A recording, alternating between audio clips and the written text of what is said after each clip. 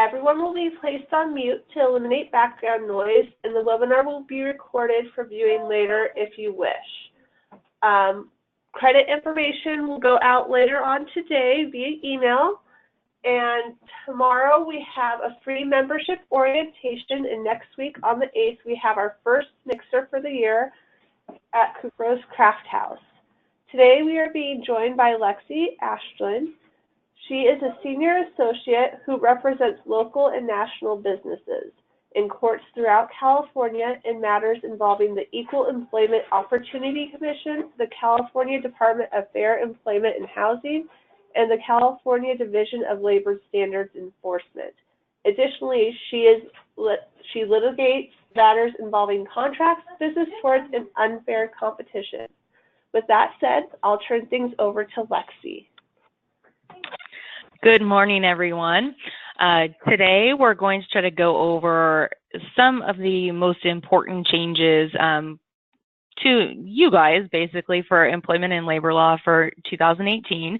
We're going to try to touch on some wage and hour updates, some discrimination and harassment, leaves of absence, disciplinary action and termination of employment, employment classification, independent contractors, arbitration, and some recent NLRB decisions.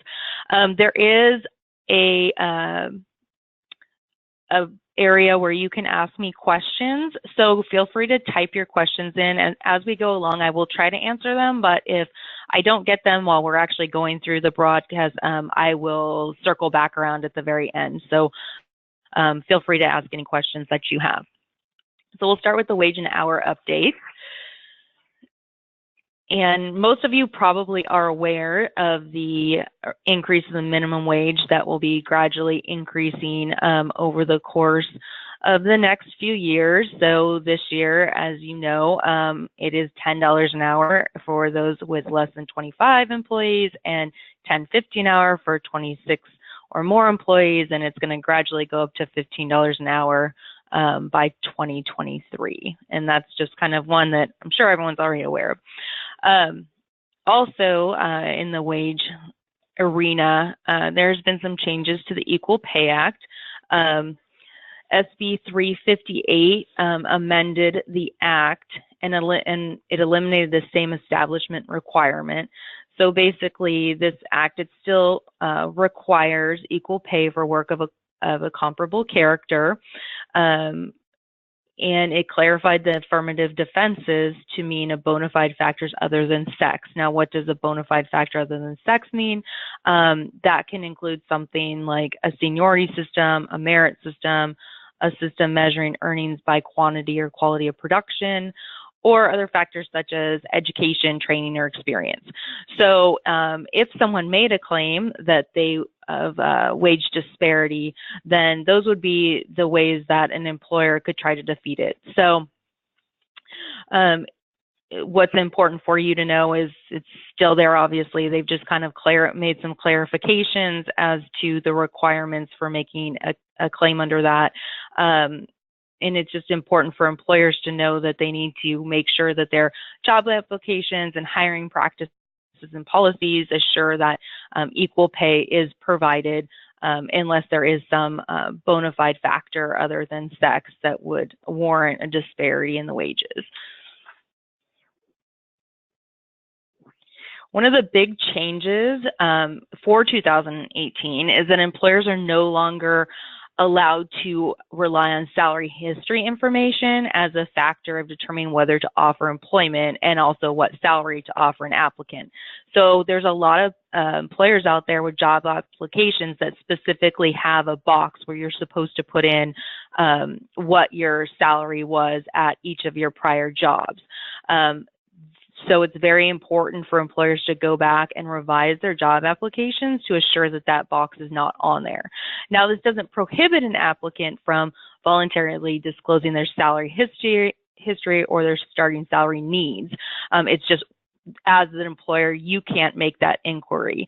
But if an applicant goes ahead and discloses that to you, then you can use that information to determine their starting salary and whatnot.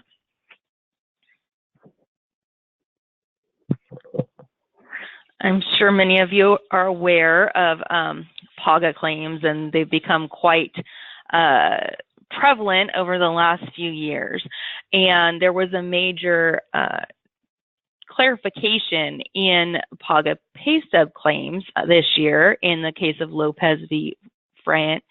And basically, in most pay stub claims, so if you have an individual who's making a claim that their pay stub did not have all the information required under Labor Code 226E1, they had to make a showing that the employer's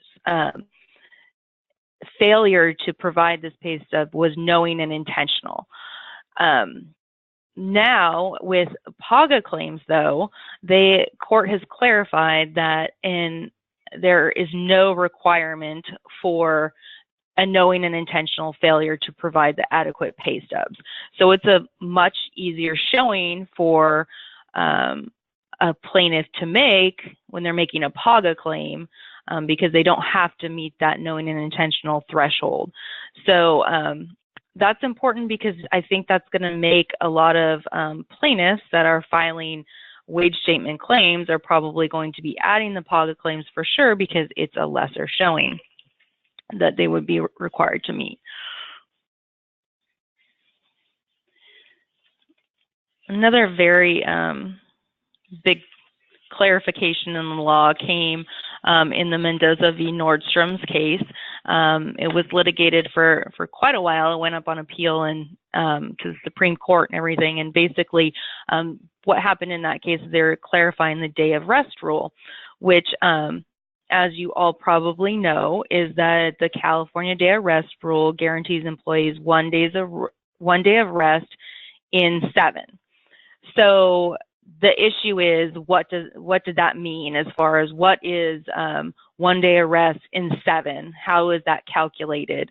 And what exactly does it mean when the statute said it prohibits employers from quote unquote causing its employers to work more than 6 days in 7?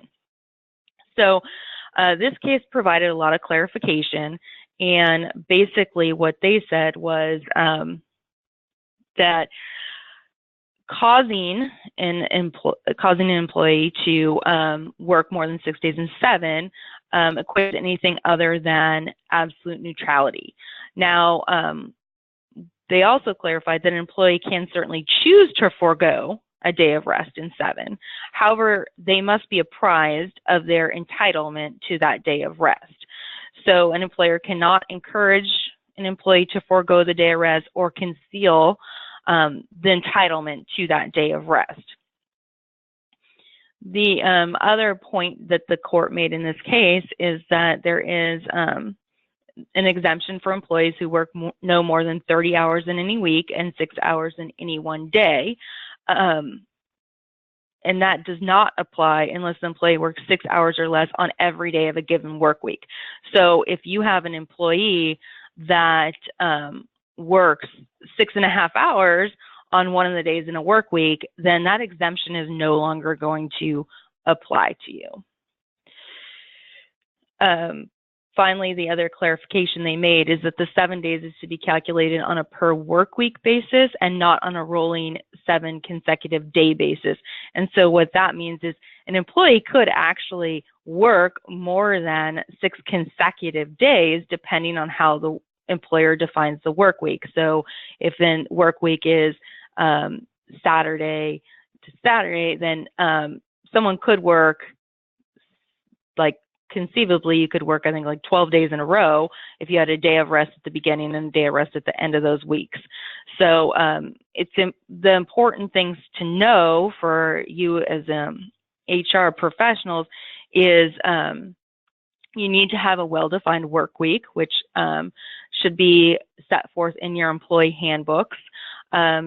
It's another good idea to have in that handbook some sort of provision that advises employees that they have the right to that 7th day off, 1 day of rest within a given work week.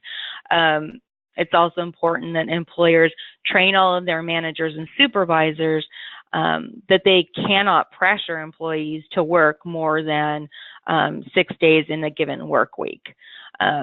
And then finally, if you do have employees that wish to forego that day of rest in a work week, it would be a good idea to have some sort of waiver in place that they would sign. So have an agreement that if they decide to do so, that you would have them sign. You put that in your personnel file, in their personnel file, so that you have documentation to help defend any claim if they ever later brought a claim saying that they were required to work more than they should have been working.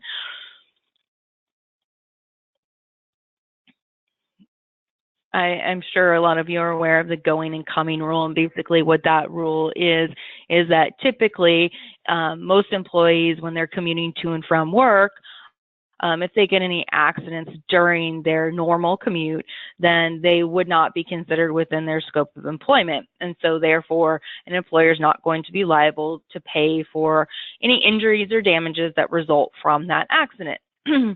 Now, there's many exceptions to this rule, obviously, but there's one exception, there's a special errand exception, and that rule applies if during the commute, an employee runs an errand for an employer. So if the employer asks the employee, hey, I need you to take this package to FedEx for me on the way home, then that would be a special errand because the employer has directed the employee to do something for the employer on their way home. Now, the clarification law came in Morales versus Genentech, and in that case, the court clarified that an plaintiff/employee who's in charge of their own department at their place of employment cannot order themselves to return to work in order to invoke the special errand exception. So basically what happened in this case was there was an employee who was in charge of his own department, and he decided on his own to go back to his place of work to pick some documents up and whatnot. And during the course of this trip, he got in an accident.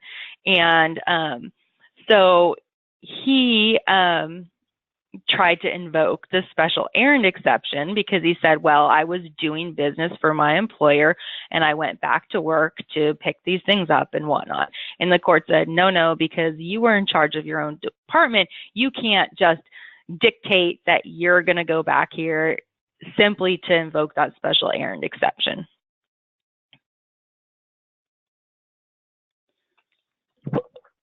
So now we're going to be moving to the employment discrimination and prohibited harassment, which this is a very hot topic nowadays, just discrimination, harassment in general. So there are some important changes that have happened in this area for 2018. The first one is there's now a ban on criminal background history inquiries.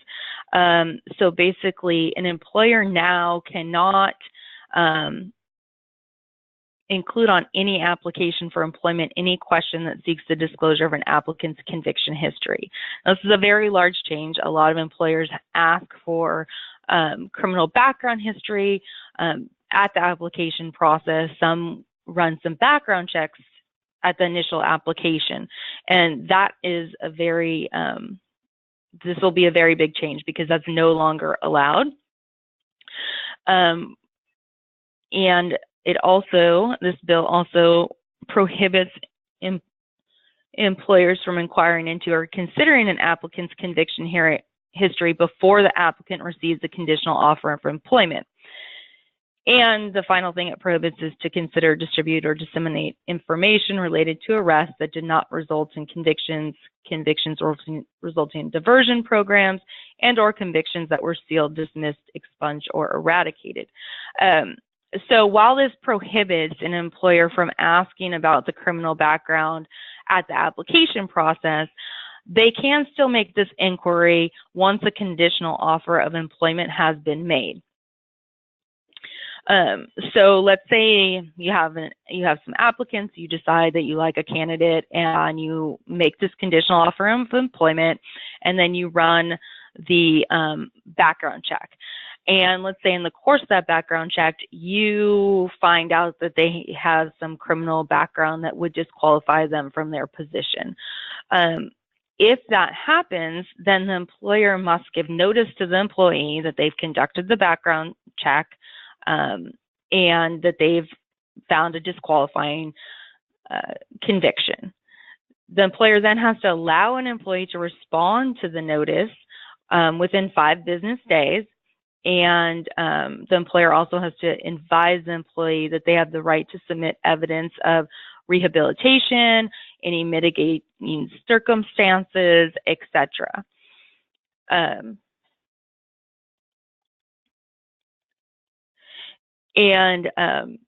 If that happens and you give the 5 days notice, and then the employee comes in and tells you, or the applicant comes in and tells you that they are trying to get information in order to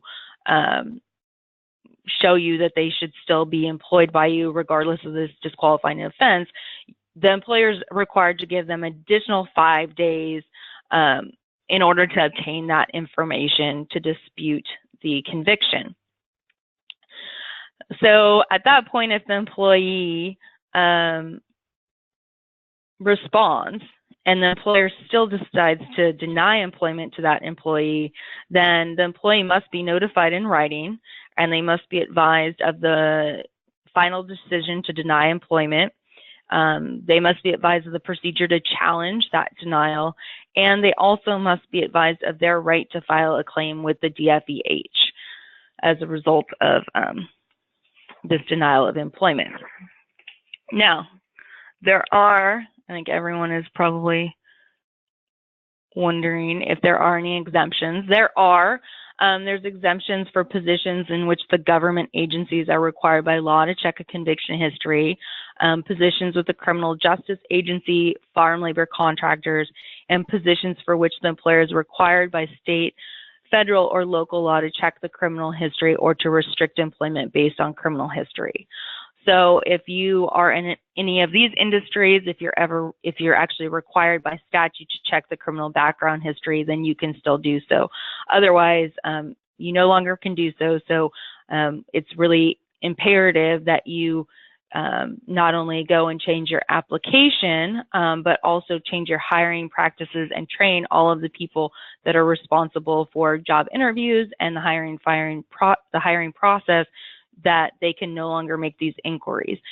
You'll also need to make sure to develop your own procedure and train your managers, supervisors that are doing the hiring about the process that must happen if there is a disqualifying offense and you're going to deny employment. And it would be advisable to come up with a notice that would be sent to the employee telling them that their employment has been denied based on the background check, and then advising them of their rights to file the claims with the DFEH, etc.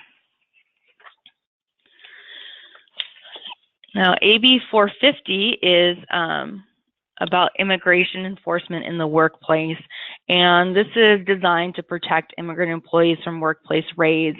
And basically what this law does is it bars employers, both public and private, from voluntarily consenting to permit an immigration agent to enter into non-public areas of the workplace unless the agent actually provides a judicial warrant or it's otherwise required by federal law. So AB 450, again, prohibits entering into any non-public areas of the workplace absent a warrant, and it also prohibits access, review, or receiving employee records without a subpoena or a court order.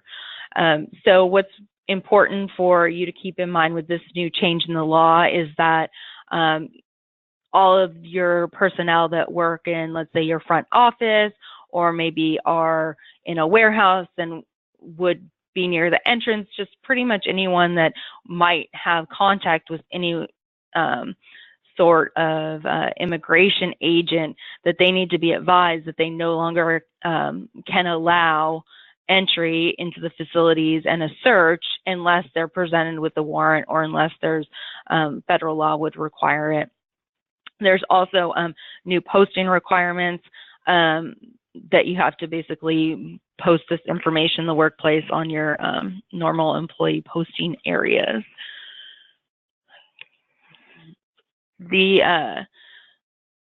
There's also been a change as to national origin discrimination, and this new bill protects both applicants and employees, and it makes it illegal for employers to request more different documentation than is required under federal law, to refuse to honor documents that reasonably appear to be genuine, to refuse to honor documents or work authorization based on a specific status or any specific term that accompanies the authorization to work. It also prohibits employers from attempting to re-verify or reinvestigate an employee's authorization to work. So with this change in the law, it's important that you update your equal opportunity policies to ensure that they're in compliance with this law. So you'll need to add in that national origin discrimination, including immigration status, is prohibited by the company. You also will need to train your human resources and management personnel to ensure that the hiring practices are in compliance with the new law. Now, I think one of the most common questions I've been getting recently is just about harassment training, given what has been going on in the news. And there is one change in the harassment training, and that is that for employers with 50 or more employees to provide, it's generally required that you have to do 2 hours of sexual harassment education and training to supervisory and managerial employees every 2 years. What the new law requires is that the training also include components on harassment based on gender identity, gender expression, and sexual orientation. The training has to include practical examples of harassment based on gender identity, expression, sexual orientation, and it must be presented by qualified trainers. It also requires that notices be posted for those with 5 or more employees regarding transgender rights, and those notices will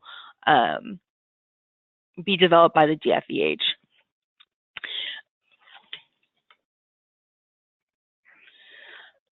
So this was quite a troubling case, and this is a case involving a sexual assault. And ultimately, what happened is the court found that an employee is protected from sexual harassment at the hands of a non-employee when the employer knows or should have known of the conduct and fails to take immediate and appropriate corrective action.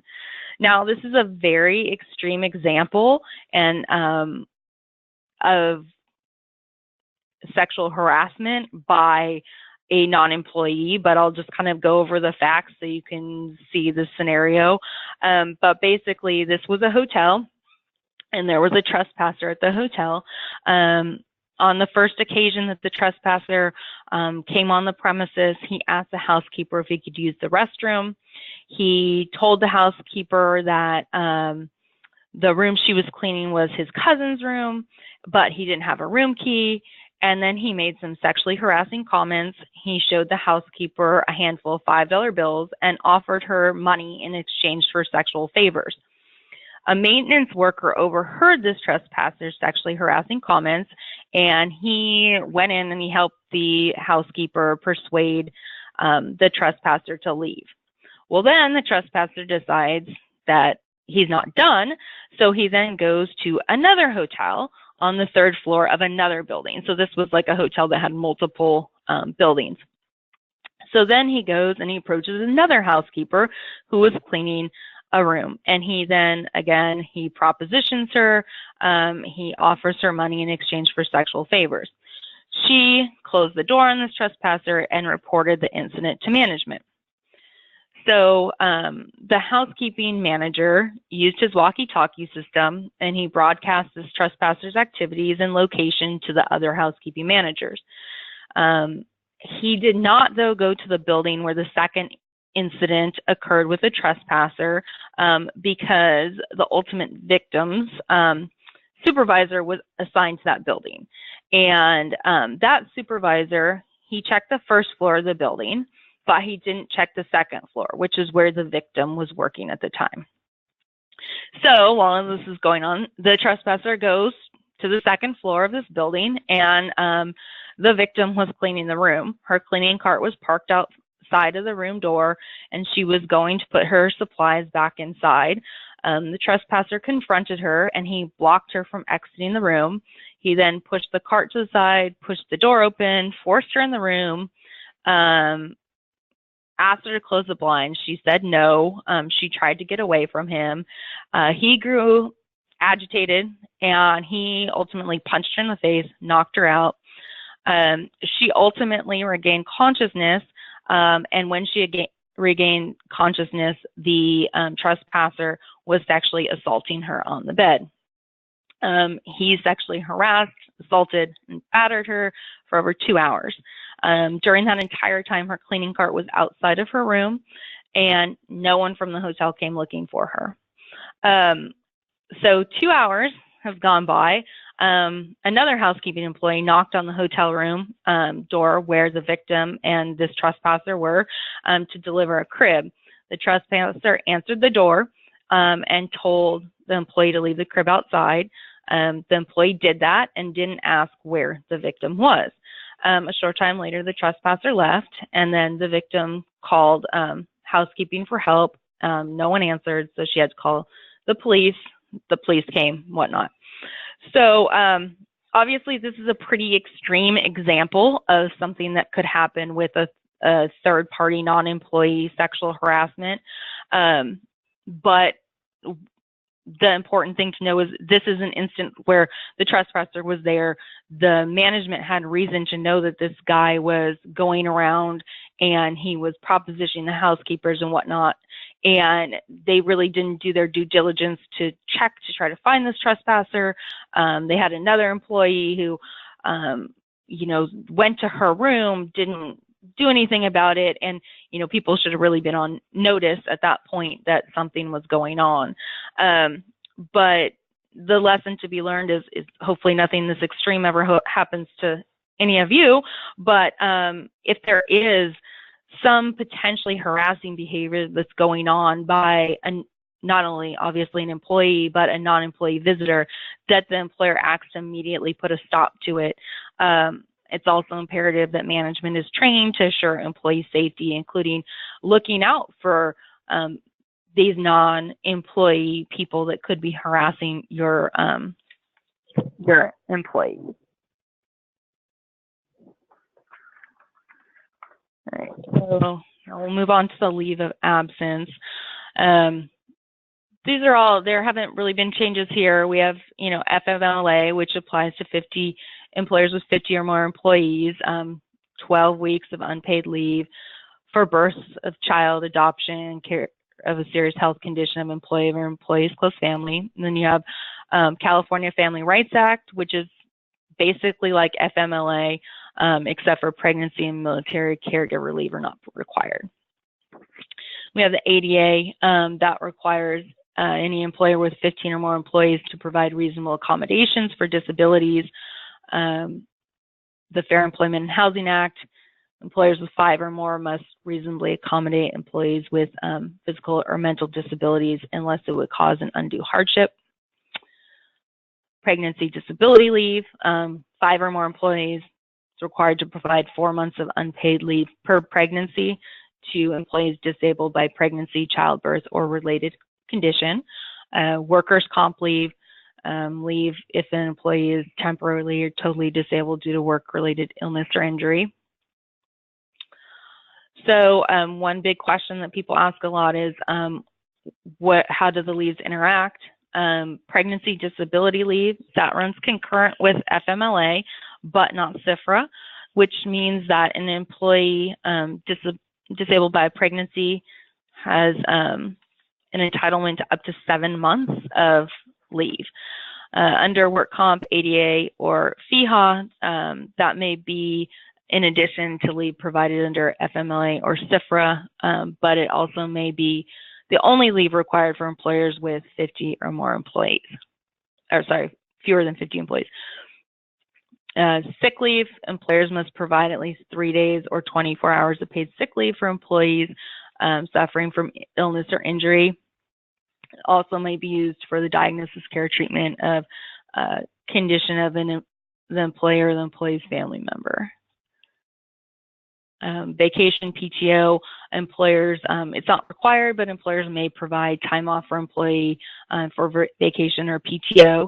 Vacation pay accrues as it's earned and can't be forfeited even upon termination of employment. Bereavement leave, again, this is an optional leave that can be provided by employers, and they can kind of set the parameters of that as far as how many days and the relatives that would be included in bereavement leave. Military leave is leave for employees who are on active duty for training, initial active duty for training, inactive duty, full-time National Guard duty, or for examinations to determine fitness for duty. Employers are also required to provide employees with time off to attend disciplinary conferences for their children who are in school. Also, time off for voting, that's required for all employers to provide to employees if an employer does not have adequate time to vote after work hours. The first 2 hours of the leave must be paid, but any additional time can be unpaid. Time off for jury witness duties. Again, employers must provide the leave as necessary to attend jury duty or perform witness duties. One of the big things that a lot of people ask about jury duty is whether it's required that you pay employees. And for non-exempt employees, you're not required to pay them at all. For exempt employees, it's a little different. If an exempt employee works any time during the week that they take time off for jury duty, they're required to be paid for that work week. Domestic violence leave, employers with at least 25 employees must provide leave to seek medical attention for injuries caused by domestic violence, sexual assault, or stalking. It also provides time off to care for family members who've been victims of those type of crimes. Now, this is a big one, and this has really caused a lot of changes to be implemented by a lot of employers.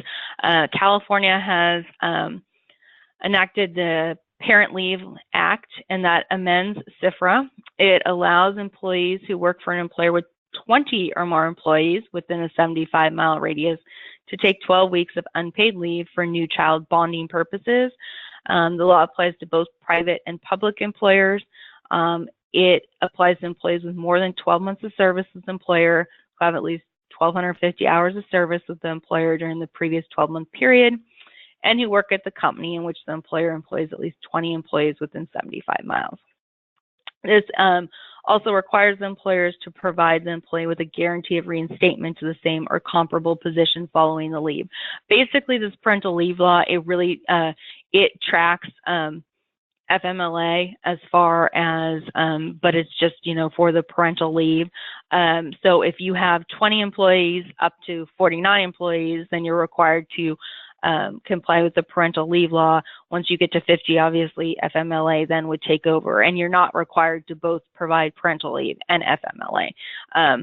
So one of the issues that employers have asked is if you have fluctuating numbers between, let's say you're not always at 20 employees or above, sometimes you might fall to 18 or 17 or whatnot during a given year.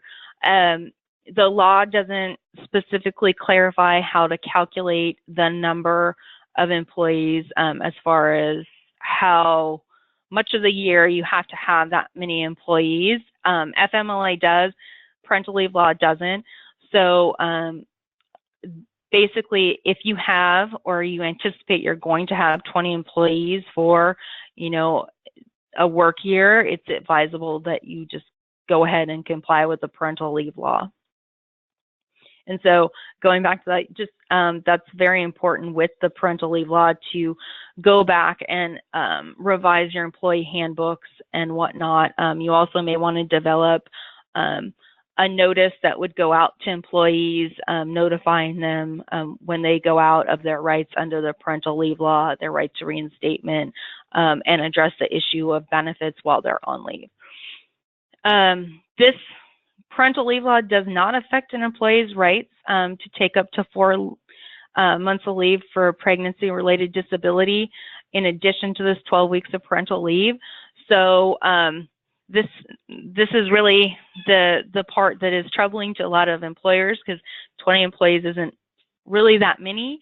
But you're now, if someone is taking parental leave and pregnancy disability leave, they can take a substantial amount of time off. Moving to the disciplinary action and termination of employment.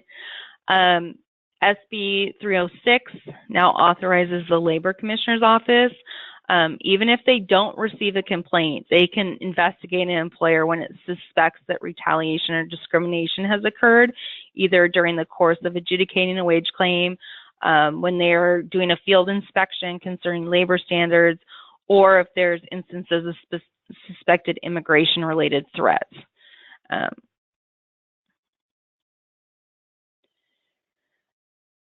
I think we all know that in general, in California, employment is at will, unless there is some sort of agreement to the contrary. However, employers and employees may limit their otherwise at-will relationship by a contract, either expressly or implicitly. So we have this example where we have an employee who was hired over the next 7 years. He received a series of salary increases, promotions, bonuses, awards, and superior performance evaluations. His boss made repeated oral assurances of job security so long as his performance remained adequate. His employment document did not expressly state that his employment was at will. The company also maintained a written termination guidelines policy that set forth express grounds for discharge in a mandatory 7-step pre-termination procedure. About a month after Will's most recent promotion, he was terminated.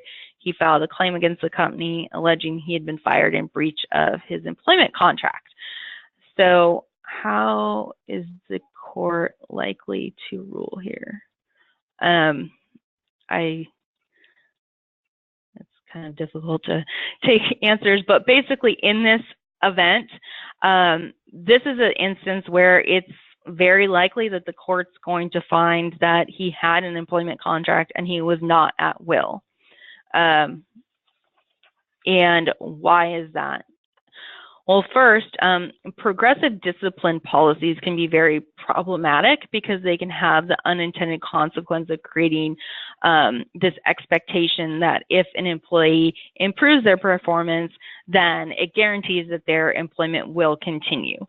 So if you have, it can be problematic if you have a very specific mandatory progressive discipline policy. It can start affecting the at-will presumption.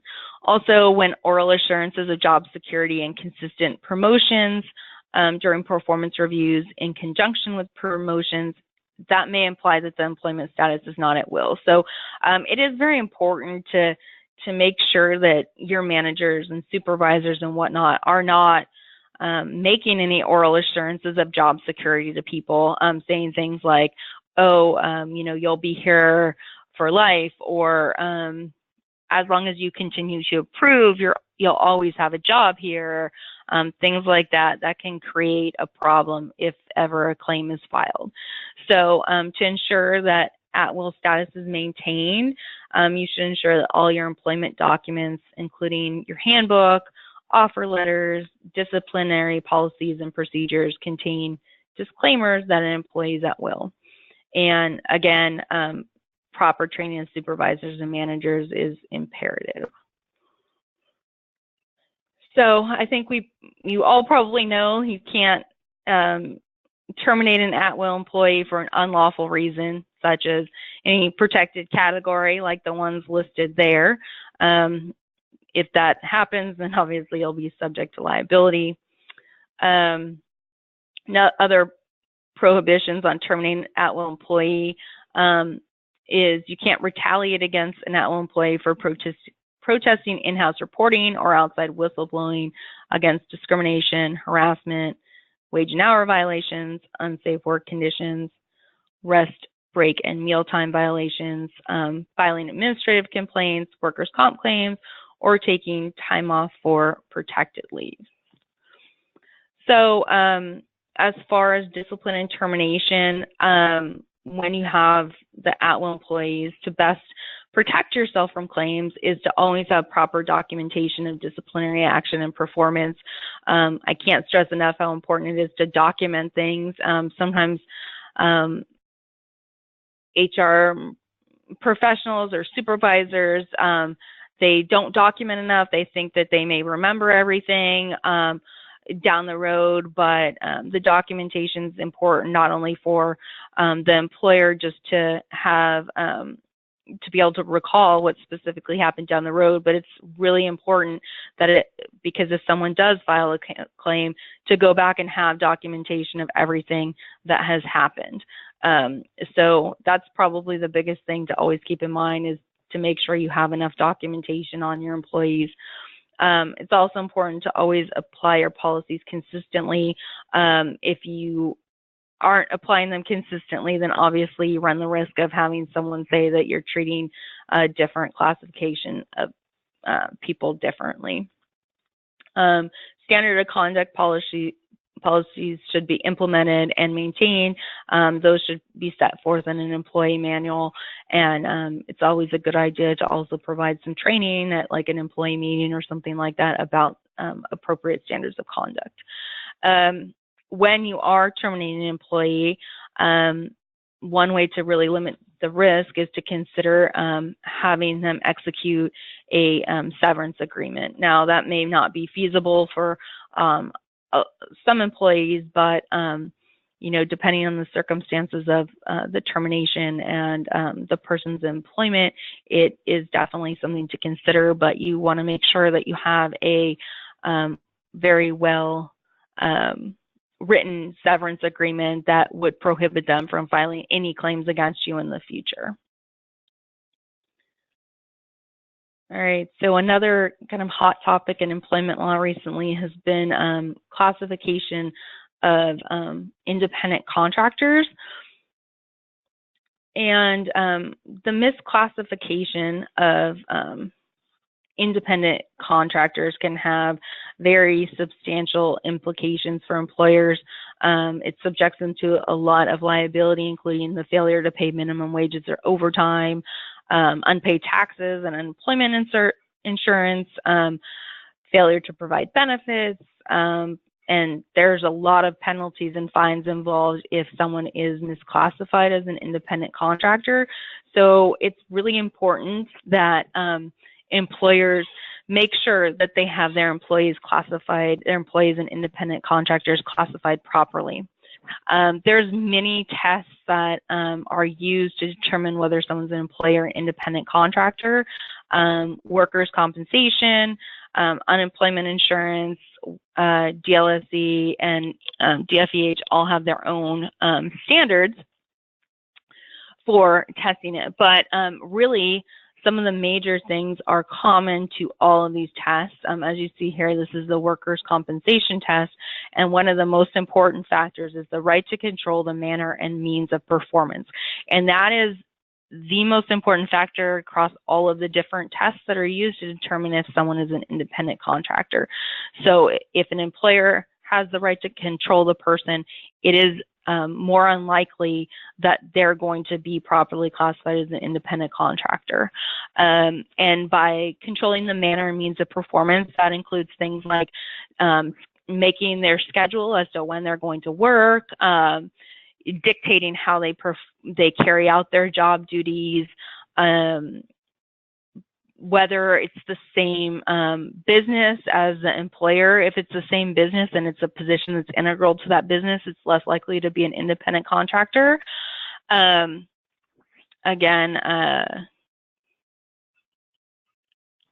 as you see, unemployment insurance, some of the same factors. It's really the employer control is really the most important factor in the analysis.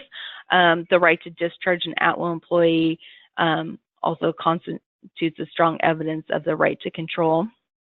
Again, wage and hour laws, the DLRC uses the economic realities test, and again, you'll see these are kind of the same factors: engaged in a distinct business, whether the work is regularly part of the business of the employer, whether the principal supplies the tools, the duration of the work, the method of payment, the understanding by the parties, and then obviously the right to control the work. And again, FEHA, it's again a totality of circumstances test, but again, you see right to control, independent business, control over time and place of work, the supplies, and that the independent contractor has a different skill set than the other employees of the business. So, recent case law, this Linton v. DeSoto Cab Company came out and found that even though there was a employment disclaimer in the lease agreement, and the fact that the plaintiff, as a taxi driver, had a lot of control over his job, there was still strong enough evidence to find an employment relationship. So one of the key things that they said is, you know, labels used by the parties are not dispositive. And I think a lot of times people will get hung up and say, well, I've classified them as an independent contractor, therefore they must be. And even if the person agrees they're an independent contractor, that is not dispositive at all. Also, the degree of freedom that a worker has doesn't automatically mean they're an independent contractor. Really, the issue is the control.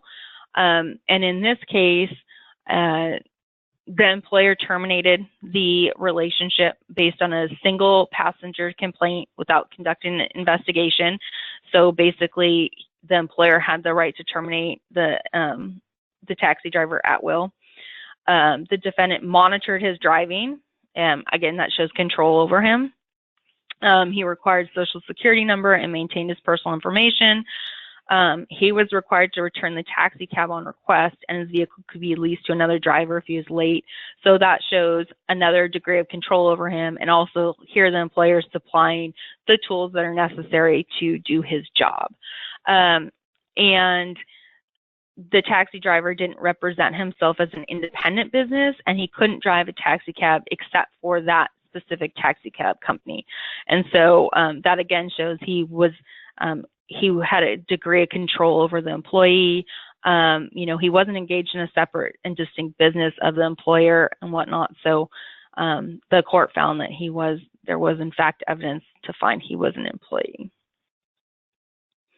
So another scenario here, we have Tom. He transports boxes of cupcakes for Diana's Bakery. Diana provides Tom with a car and uniform that have been customized with her company name. He's been trained in the procedure for delivering the orders, which includes a specific manner of greeting customers, and at the close of delivery, a recitation of Diana's company slogan. Although he receives a list of addresses from Diana, he can deliver the orders in any order he chooses. He's not permitted to run personal errands in the company vehicle. Is he an independent contractor or an employee? Well, in this case, again, he's more likely to be found to be an employee. The employer supplies the tools necessary to do the job, i.e. the van. They provide very specific instruction as to how his job's to be carried out. And even though he has leeway to determine when to make deliveries, he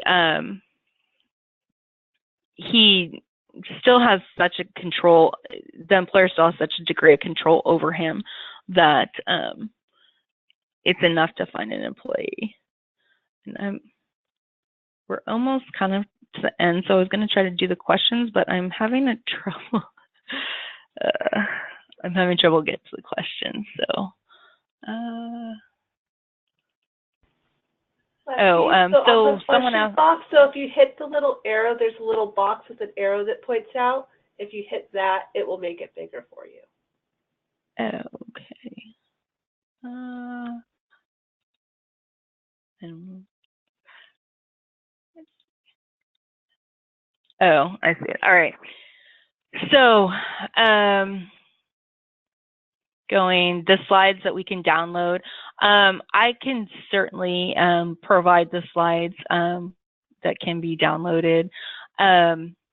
So the next question was, it goes back to the salary history inquiry, and can we ask what salary the person is expecting? And again, that kind of goes back to the you can't ask their salary history. You can't ask and you can't ask like what they're basically expecting. All right, so then so does a special errand exception end once the errand is completed? No, so if the person, so in the example I used earlier, the employer asks the employee to go to FedEx, let's say on their way home from work and drop a package off, and then the person goes home. It's most likely that they're still, from the time that they go to the errand home, that would probably still be found to be in the special errand exception. However, if the person then continues to make a lot of other trips, let's say that they then decide to go grocery shopping and then they decide to go out to dinner and they decide to do X, Y, and Z that are all personal, then I think that a court at that point could say that the special errand exception no longer applies. But definitely if the employee is just going on the errand, going home, then I think the court would be inclined to find that they were still on that special errand exception when they drive home.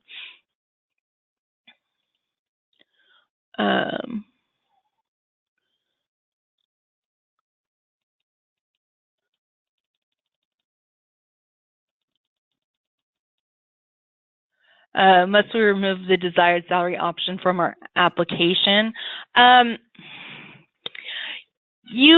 It kind of is tricky as far as desired salary. I mean, as long as you don't ask their salary history, I mean, I think that you can probably put what their desired salary is. They can ask that, but I think that at the same time, you run the risk of someone trying to make a claim that they were not hired because they put a higher salary down, like asking initially than another applicant. So, you kind of do run some risk in just even asking desired salary option. I mean, I think you probably still can, technically.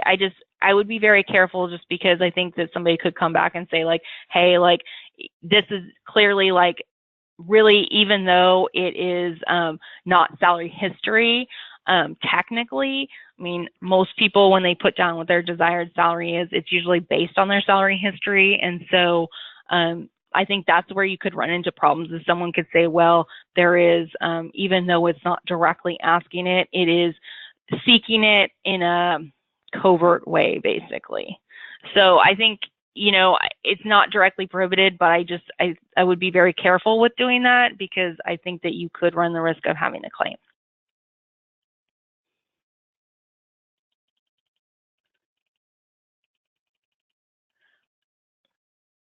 Let's see.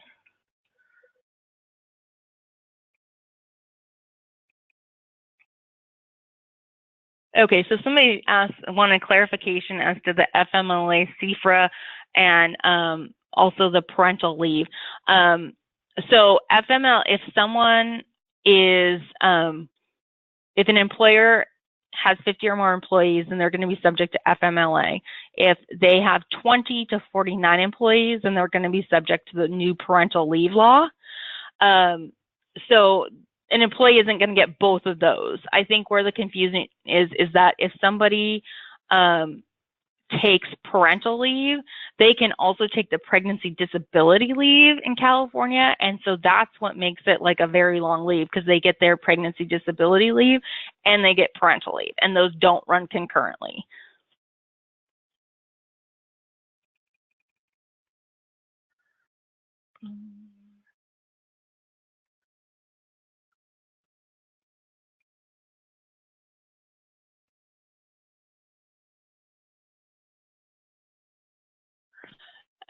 So somebody asked about physicians as independent contractors. That again gets pretty tricky just because, again, it goes to this issue of the degree of control over the employee slash, well, I guess the person doing the work, and whether that physician, let's say, is a distinct business providing a different service, whether that person provides their own tools and equipment, whether they set their own schedule hours of work. It's really factually dependent. So let's say you have a dental office that just does general dentistry, but then you have one person that comes in and they do, let's say they do specialized dentistry, and they do, all they do is they do dentistry for children with special needs, let's say. And you could argue that that's distinct from the rest of the business because they're providing a service that is different from what the regular practice provides. And then if that person then also had the ability to set their own schedule, they didn't hold themselves out as necessarily part of that practice as like, I'm part of XY dental group, but kind of maintain their own identity. And also if a physician, let's say, contracts with multiple medical facilities, that would also show that they're not an employee. So it's really kind of factually dependent when you're trying to do an analysis of the independent contractor situation, but you can have physicians that are independent contractors. Again, it just kind of depends on the specific situation.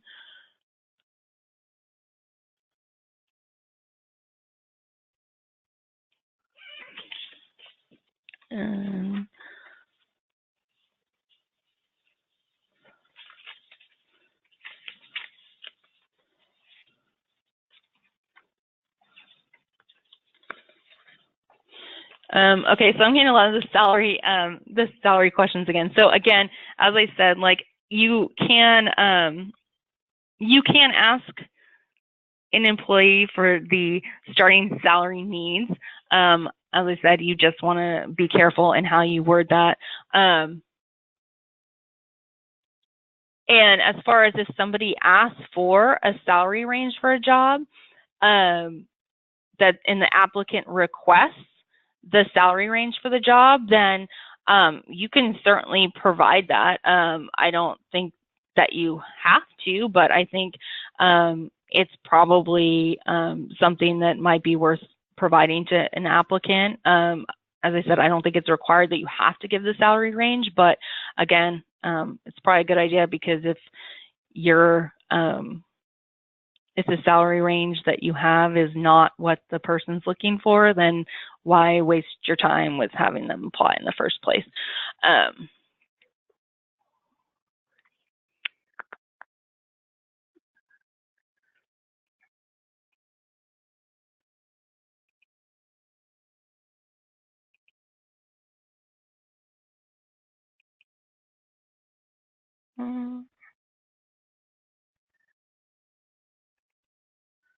Okay.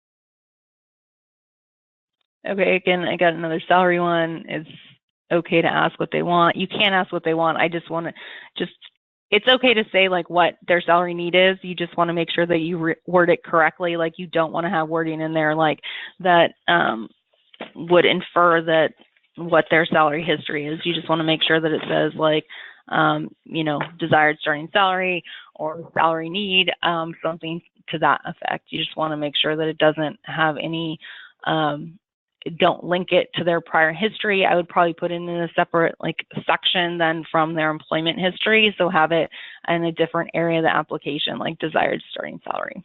And, you know, you can ask them in an interview, like, you know, what is your desired starting salary?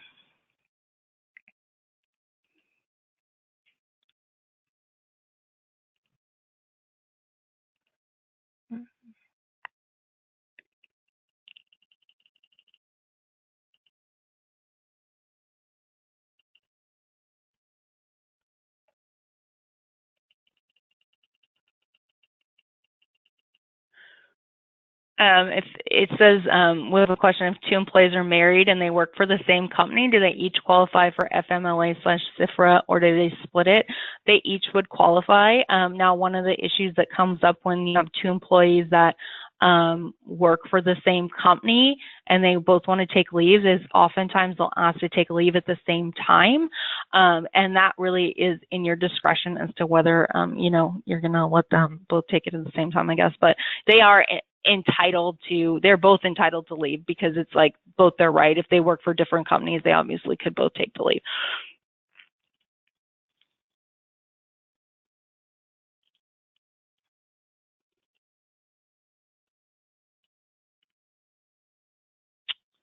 All right, well, we're at 11 o'clock, so thank you, everyone. And I can provide the slides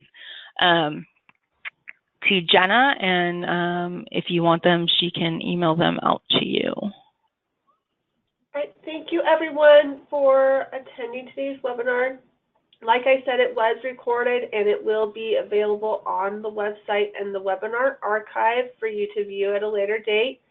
And I will be getting out the certificate information here shortly to you. Have a good day.